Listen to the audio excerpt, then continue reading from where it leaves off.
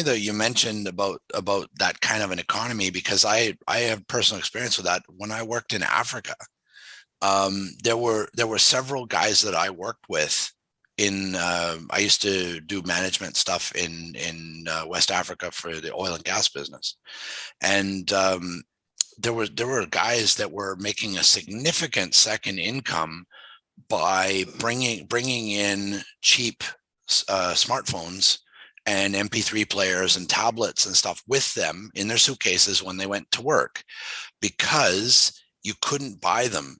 Because long story short, I worked in Angola, and Angola had this problem. They were on the terrorist watch list, and so they couldn't get enough US dollars for their economy. So they were limited in what luxury goods they could bring in the country.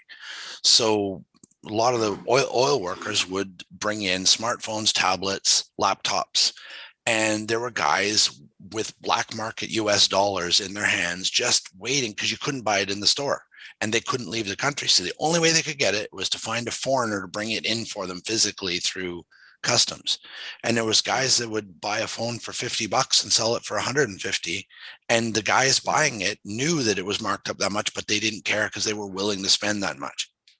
It's crazy. So if you're walking around Angola with an iPhone, you're a gangster, because you've had the illegal US currency in the first place, and there you are, like showing all everyone, like, hey, check it out. So I roll with my $150 phone.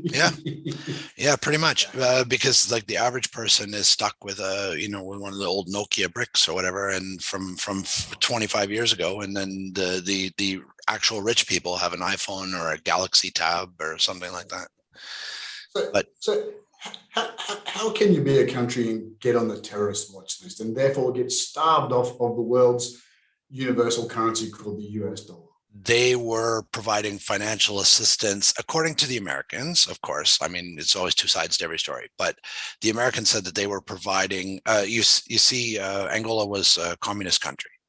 So they were aligned with the Soviet Union. So back when the Iron Curtain was still up, they were supporting Marxist,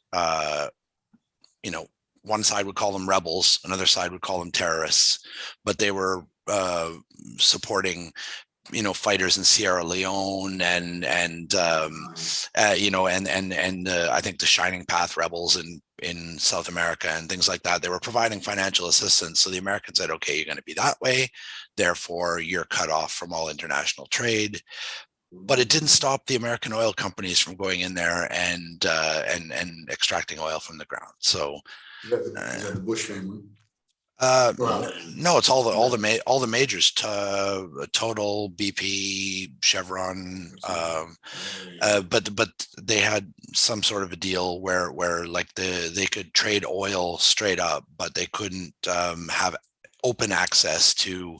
I think what they did is they had a ration.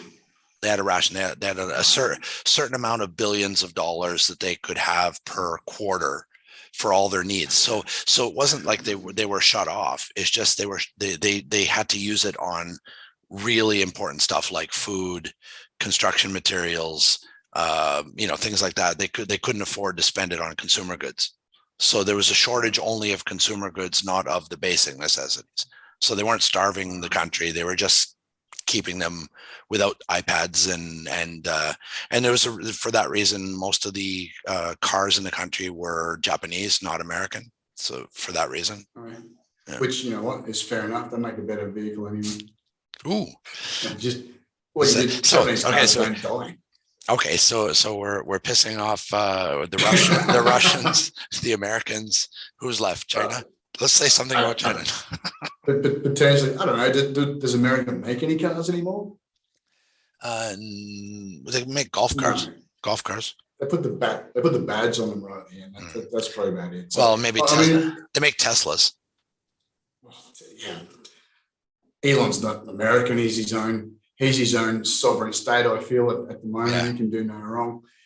Mate, it's a good example of countries that are wealthy in resources, but because they're run by bad political decisions, which do not grow the wealth of their citizens, or highly corrupted via their government, but also outside governments coming in and assisting in that corruption, that keeps that country poor as buggery, but they're super rich in resources and they could be quite wealthy. And like you see that over and over and over again, right? You know, so democracy and capitalism joined together aren't perfect, but they're the best shot anyone has being a lower income person to pull themselves up by their bootstraps. Otherwise, they're not given any opportunities to do that. So I hope those systems don't fade out with some sort of collectivism, communism dressed up, you know, as something different in the future. That'd be bad for us. Well, I think the main thing that happened in Africa really was just because of the Cold War.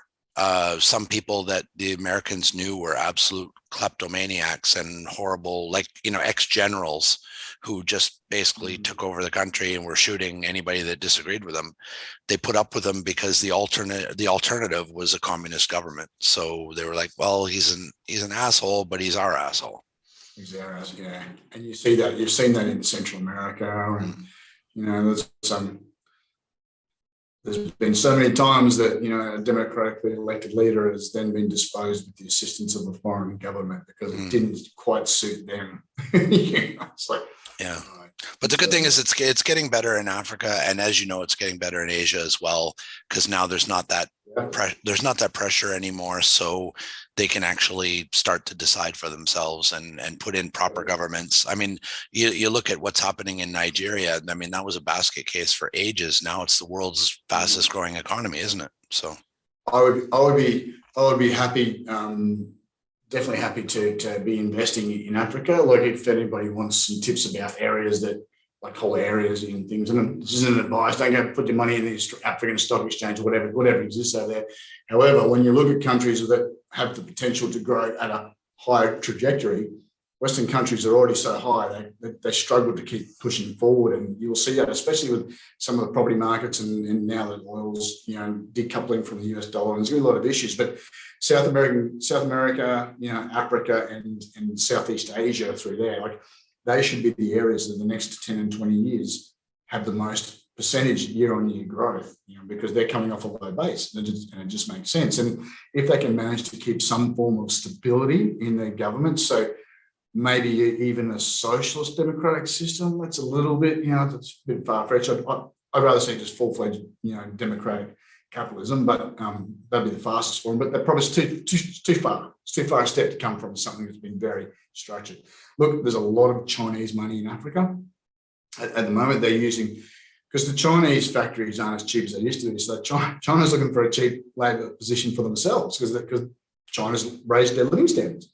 And now they're like, so that hourly rate that they used to pay their employees and never used to get away with, it can't be done. So now they're looking for cheap labour, and they've found it in Africa. Africa's a good strategic position for them. It's good militarily for them.